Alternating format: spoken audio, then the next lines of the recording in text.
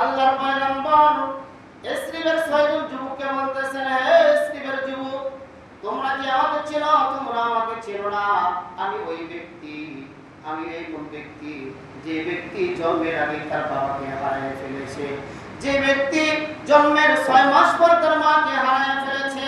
এমন ব্যক্তি আমি, যে ব্যক্তির দেখভালের জন্য একমাত্র যার দাদা ছিল, তার দাদা আমার 8 বছর বয়সে দুনিয়া থেকে বিদায় নিয়েছে। আমি ওই ব্যক্তি, যে ব্যক্তি দুনিয়াতে আসার পরে 40 বছর পর্যন্ত যখন আমি এই মক্কাতে এই লোকদের সাথে আমি মোকাবেলা করেছি, এমন একজন লোক নাই যে লোক আমাকে ভালোবাসতো না। তারা আমাকে এত ভালোবেসেছে, তাদের ধন দৌলত আমার কাছে আমানত রেখেছে, তারা আমাকে সত্যবাদী উপহার দিয়েছে, তারা আমাকে আলামিন বলে তারা আমাকে ঘোষিত করেছে। এরপরে যখন আল্লাহ রাব্বুল আলামিন যখন আমার উপরে নবুয়ত দান করেন, 40 বছর বয়সে যখন আল্লাহ তাআলা তার সর্বশ্রেষ্ঠ বাণী আল কোরআন আমার উপর যখন অবতীর্ণ করেন, এই যে তোমরা মক্কা নগরীতে, এই যে মক্কা নগরীতে যত লোক তোমরা দেখতেছো, এই মক্কার সন্তান আমি। এখানে আমার চাচারা আছে, এখানে আমার চাচাতো ভাইয়েরা আছে, আমার বাবার ওয়ারিসরা আছে, এখানে আমার আত্মীয় স্বজন এখানে আছে। যখন আমি এক আল্লাহর দাওয়াত দিলাম, যখন আল্লাহ তাআলা আমার উপর ওহী নাযিল করলেন, তখন থেকে আমার রক্তর লোকজন আমার শত্রুতে পরিণত হয়ে যায়। এ শ্রীবের যুবক, তোমরা শুনিয়ে রাখো, আমি হচ্ছে আখিরি জামানার নবী। আমি এক আল্লাহর দাওয়াত দেওয়ার জন্য তোমাদের কাছে এসেছি। যদি তোমরা আমাকে আল্লাহর নবী বলে মানো, তাহলে তোমরা আমার হাতে কালেমা পড়ে তোমরা মুসলমান হয়ে যাও। ইসলামের 6 জন যুবক বললেন, ও আল্লাহর পয়গম্বর, আপনাকে চিনার আমাদের আর বাকি নাই, কারণ আমরা আমার চিন্তা ভুল করি না। আমরা মদিনার ইহুদিদের কাছ থেকে আমরা শুনেছি আখিরি জামানার নবী দুনিয়াতে এসেছেন এবং তিনি এতিম হইবেন এবং তার বংশের লোকজন তাকে বিতাড়িত করবেন এবং তার বংশের লোকজন তাকে ঘর ছাড়া করবে এবং তিনি জন্মের আগে তার পিতা দুনিয়া থেকে বিদায় নেবেন এবং তিনি মাসুম অবস্থায় তার মাকে হারাইবেন। আমরা মদিনার ইহুদিদের আলেমদের কাছ থেকে আপনার আগমনের খবর আমরা পেয়েছি। আপনি কালেমা পড়াইয়া আমাদেরকে আপনার হাতে কালেমা পড়াইয়া মুসলমান বানায়া দেন। সুবহানাল্লাহ। ইসলামের 6 জন যুবক যখন আল্লাহর পয়গম্বরের হাতে মুসলমান হইলেন, আল্লাহর পয়গম্বর বললেন, আমি তোমাদেরকে এখন অনুমতি দিলাম, তোমরা হজের কাজ পরিপূর্ণ করে তোমরা মদিনায় চলে যাবে। মদিনার গলিতে গলিতে এবং মদিনার প্রত্যেকটি বাড়িতে আমার দাওয়াত তোমরা পৌঁছায় দিবে। তোমরা বলবে নবী মুহাম্মদ দুনিয়াতে এসেছে, আল্লাহ তাআলা তার উপর কোরআন নাযিল করেছেন এবং তার বংশের লোকজন তাকে বিভিন্ন ভাবে অত্যাচার করতেছে। এই 6 জন যুবক যখন তারা মদিনায় চলে গেলেন, মদিনার গলিতে গলিতে তারা আল্লাহর পয়গম্বরের দাওয়াত দিলেন, আল্লাহর রাসূলের সুসংবাদ দিলেন। এইরকম করতে করতে তাদের দাওয়াতে মাত্র 7 জন যুবক তারা আল্লাহর রাসূলের হাতে কালেমা পড়ার জন্য তারা তৈরি হয়ে গেলেন। দ্বিতীয় বছর ওই 6 জন যুবক এই 7 জন যুবককে নিয়ে আল্লাহর রাসূলের সাথে দেখা করার জন্য, আল্লাহর পয়গম্বর হাতে কালেমা পড়ার জন্য তারা আবার মদিনাতে চলে মক্কায় চলে আসলেন।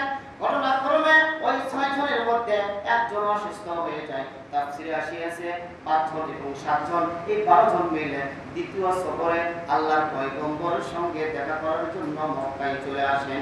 যখন তারা আল্লাহর পয়গম্বরের সঙ্গে দেখা করলেন, আল্লাহর পয়গম্বরের কাছ থেকে কোরআন তেলাওয়াত শুনলেন, আল্লাহর পয়গম্বরের কাছ থেকে কোরআন তেলাওয়াত শুনিয়া তারা পাগল হয়ে গেলেন, নবীর প্রেমে তারা পাগল হয়ে গেলেন।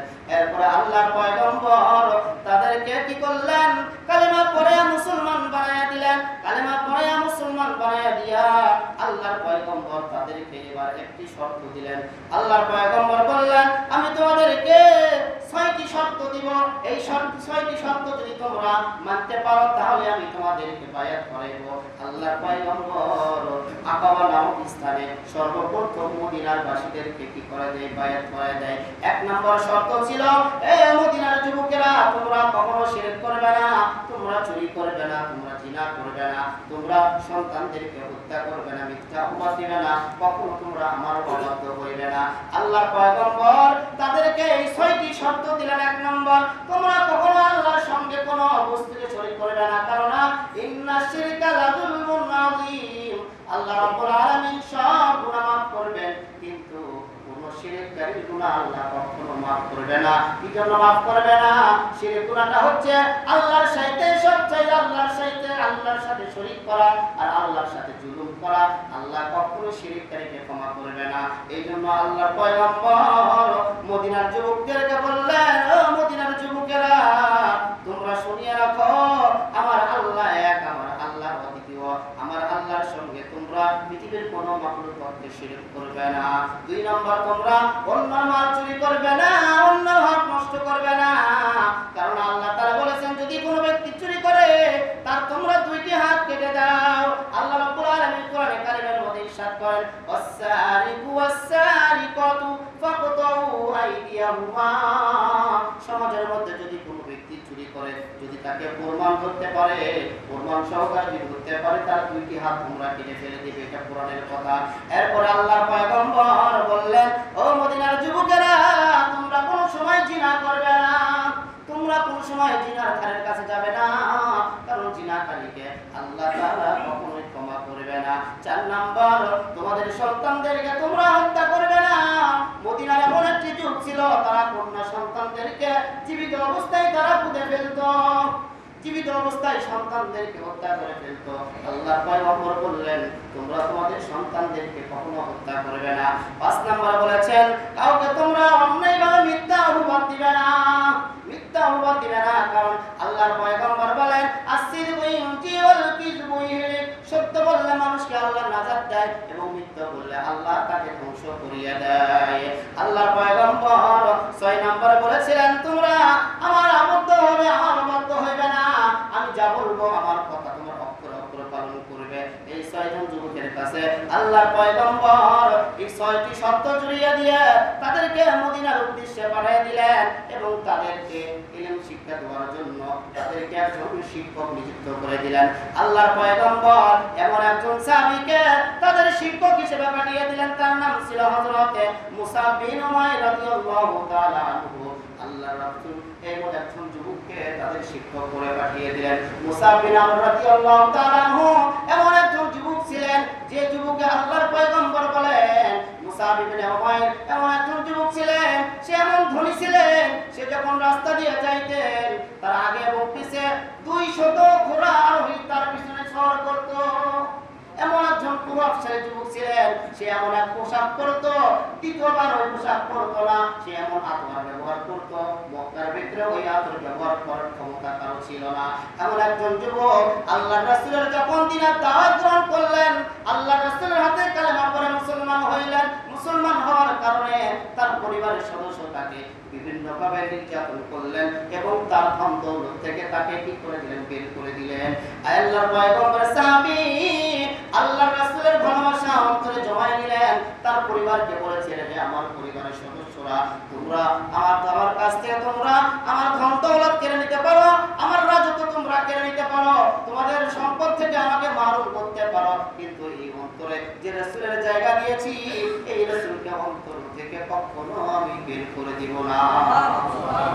আল্লাহর পয়গম্বর এই সাহাবীকে ওই 12 জনের শিক্ষক করে মদিনায় পাঠিয়ে দিলেন। মুসাব ইবনে উমাইর রাদিয়াল্লাহু তাআলা আনহু যখন মদিনায় চলে গেলেন, মদিনায় যাওয়ার পরে মদিনার প্রত্যেক ঘরে ঘরে আল্লাহর রাসূলের দাওয়াত দিলেন, আল্লাহর রাসূলের দাওয়াত দিলেন, আল্লাহর দাওয়াত দিলেন। এক পর্যায়ে খাজরাজ এবং আওয়াজ গোত্রের 2 জন যুবক ছিল। এই 2 জন যুবক তারা অত্যন্ত প্রভাবশালী ছিল।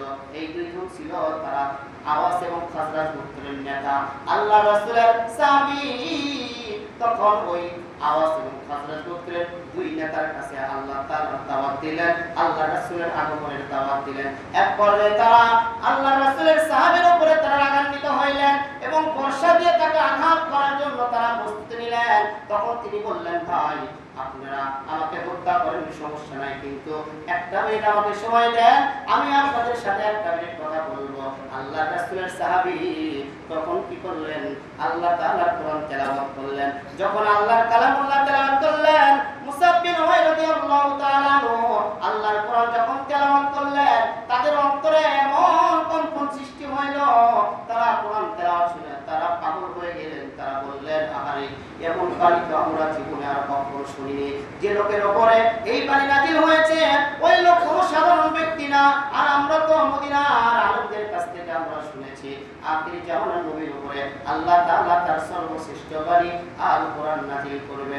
এই জন্য তো জিন জাতিরা যখন আল্লাহর রাসূলের কোরআন শুনেছে বলেছিলেন, তারা বলেছিলেন ইন্না সামি'না কুরআনান আজাবা।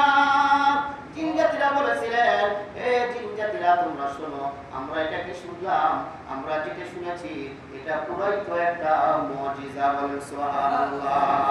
ওই দুই পুত্রের যুবক তখন তারা কালেমা পড়ে মুসলমান হইলেন। মুসলমান হওয়ার পরে তাদের গোত্রের কাছে চলে গেলেন, তাদের গোত্রের লোকদেরকে বললেন, এ আমার গোত্রের লোকেরা তোমরা শোনো, তোমরা কি আমাদেরকে মানো? গোত্রের লোকেরা বলেছিল, হ্যাঁ আমরা তো আপনাকে নেতা বলে মানি। বলে আজকে যদি আমরা তোমাদেরকে নতুন একটা দিনের দাওয়াত দেই তাহলে কি তোমরা গ্রহণ করবে?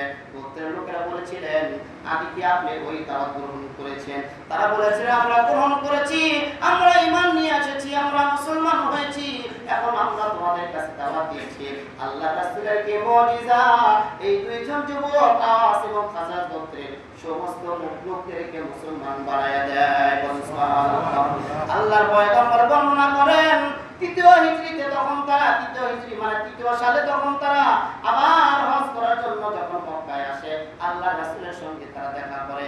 এই 12 জন যুবক তারা তালিম করে, তাশকিল করে তারা 70 অথবা 75 জন লোকদেরকে তারা ইসলামের পথে নিয়ে এসেছে। এরপরে তারা আল্লাহর পয়গম্বরের হাতে কালেমা পড়ে মুসলমান হইলেন। আল্লাহর রাসূল তখন তাদেরকে বললেন, আমি তোমাদেরকে কিছু নসিহত করব এবং কিছু শর্ত দিব, এই শর্তগুলো তোমাদেরকে মেনে চলতে হবে। আল্লাহর পয়গম্বর বললেন, এ মদিনার যুবকেরা, যখন তোমরা আমার উপর ঈমান নিয়ে এসেছো, আল্লাহকে তোমরা আল্লাহ বলে মেনেছো, তখন তোমাদেরকে আমি কিছু কাজ দিব, এই কাজগুলো তোমাদেরকে পালন করতে হবে। আল্লাহর পয়গম্বর তখন তাদেরকে বলেছেন, 1 নাম্বার শর্ত, তোমরা যে অবস্থায় থাকো না কেন, সর্ব অবস্থায় তোমরা আমার আনুগত্য করবে, কখনোই তোমরা আমার কথার খেলাফ করিবে না। 2 নম্বর আল্লাহর পয়গম্বর বলেছেন, সচ্ছল থাকো, আমার সচ্ছল থাকো, সর্ব অবস্থায় তোমরা আল্লাহর রাস্তায় দান করবে, গরীব দুঃখীর মধ্যে তোমাদের ধন-দৌলত বিলীন করে দিবে। 3 নাম্বার, সর্ব অবস্থায় তোমরা সৎ কাজে আদেশ করবে এবং অসৎ কাজে নিষেধ করবে। এতে যদি তোমাদের জান চলে যায় তবুও চাইবে, তবুও তোমরা সৎ কাজ থেকে কখনো কিছু বাদ হইবে না। এরপর আল্লাহর পয়গম্বর 4 নম্বরে বললেন, তোমরা আল্লাহর জন্য কথা বলবে, তোমরা ভয় করবে না, আল্লাহর জন্য তোমরা কথা বলবে, আল্লাহর দাওয়াত তোমরা জমিনের মধ্যে ছড়াইয়ে দিবে। এতে যদি তোমাদের জীবন দিতে হয় তোমরা জীবন দিবে, বিনিময় আল্লাহ তাআলা তোমাদেরকে জান্নাত দিবে। 5 নম্বর, আমি যখন ইসরিবা যাব, আমি যখন মদিনায় যাব, তখন তোমরা আমাকে সহযোগিতা করবে, আমাকে দেখে রাখবে এবং আমার সাহাবীদেরকে তোমরা সহযোগিতা করবে। 6 নম্বর, আমার নৈতিকত্ব তোমরা মেনে চলবে। এইজন্য আল্লাহর পয়গম্বর বলেন, ফামান কানা হিজরাতুহু ইলাল্লাহি ওয়া রাসূলিহি ফাহিজরাতুহু ইলাল্লাহি ওয়া রাসূলিহি। যে ব্যক্তি আল্লাহ এবং আল্লাহর রাসূলকে পাওয়ার উদ্দেশ্যে হিজরত করবে, আল্লাহ আল্লাহর রাসূলকে পাওয়ার জন্য পথ পাড়ি দিবে, আল্লাহর পয়গম্বর বলেন, ওই ব্যক্তি আল্লাহ এবং আল্লাহর রাসূলকে পেয়ে যাইবে। সুবহানাল্লাহ। আল্লাহর পয়গম্বর তাদেরকে এবারে শর্ত দিয়ে তাদেরকে মদিনায় পাঠিয়ে দিলেন। যখন তাদেরকে এইরকম 6টি শর্ত জুড়াইয়া দিলেন, তখন তাদের মধ্যে হইতে একজন বললেন, ওগো নবীজি, আমরা এখন মদিনায় চলে যাইব, আমরা আপনার উপর ঈমান নিয়ে এসেছি, আপনার শর্ত আমরা মেনে নিব, কিন্তু কথা হচ্ছে যখন আপনি মদিনায় চলে যাইবেন তখন কি আপনি আমাদেরকে ভুলে যাবেন না? আল্লাহর পয়গম্বর বলেছেন, না, আমি কখনো তোমাদেরকে ভুলবো না, বাকি তোমরা যেন আমাকে ভুলে যেও না। এরপর মদিনার সাহাবীরা বলেছেন, ওগো নবীজি, আমরা আমাদের জান মাল দিয়ে আপনাকে রক্ষা করব, আল্লাহর উপর ঈমান নিয়ে এসেছি, আপনার উপর ঈমান নিয়ে এসেছি, কিন্তু এর বিনিময়ে আল্লাহ তাআলা আমাদেরকে কি দিবে? আল্লাহ রাব্বুল আলামিন জিবরাইলকে বললেন, জিবরাইল, যারা আমার বন্ধুর কাছে যাও, আমার বন্ধুকে বলে দাও, আমার বন্ধুর উপর যারা ঈমান নিয়ে এসেছে, আমার বন্ধুকে যারা মেনেছে, আমার বন্ধুর যারা দেখভালের দায়িত্ব নিয়েছে, আমি আল্লাহ তাআলা তাদের জান এবং মালকে জান্নাতের বিনিময়ে আমি আল্লাহ ক্রয় করে নিয়ে নিলাম। বলেন সুবহানাল্লাহ। আল্লাহ তাআলা সূরা তাওবার 11 নম্বর আয়াতে আল্লাহ তাআলা নাযিল করলেন, আল্লাহ তাআলা ইরশাদ করেন, ইন্নাল্লাহা আশতারা মিনাল মুমিনিনা আনফুসাহুম ওয়া আমওয়ালাহুম বিআন্না লাহুমুল জান্নাহ। আল্লাহ তাআলা বলেন, নিশ্চয় আমি মুমিনদের থেকে তাদের জান এবং মালকে আমি জান্নাতের বিনিময়ে আমি ক্রয় করে নিলাম। আল্লাহ তাআলা বললেন, ইউকাতিলুনা সাবিলিল্লাহ, তোমরা আমার রাস্তায় জিহাদ করো, ফায়াকতুলুনা ওয়া ইউকতালুন, যদি তোমাদেরকে এই জিহাদে অংশগ্রহণ করে তোমাদেরকে হত্যা করতে হয় তোমরা হত্যা করো, এবং তোমাদেরকে যদি শহীদ বরণ করতে হয় তোমরা আমার রাস্তায় শহীদ হও। যদি তোমরা আমার রাস্তায় জিহাদ করো তাহলে আমি আল্লাহ তোমাদেরকে ওয়াদা দিলাম, আর আমার ওয়াদা শুধু আমি কোরআনে না, আমি তাওরাত এবং ইনজিলের মধ্যে উল্লেখ করেছি। আল্লাহ তাআলা কোরআনে কারীমের মধ্যে এই আয়াতে ইরশাদ করেন, ওয়া'দান আলাইহি হাক্কান ফিত তাওরাতি ওয়াল ইনজিলি ওয়াল কুরআন, আমার চাইতে ওয়াদা পুরা করনেওয়ালা পৃথিবীতে আর কাউকে খুঁজে পাইবে না। আমি যে তোমাদেরকে ওয়াদা দিয়েছি এই ওয়াদার কথা আমি আল্লাহ কোরআন এবং তাওরাত ইনজিলের মধ্যে আমি উল্লেখ করে দিয়েছি।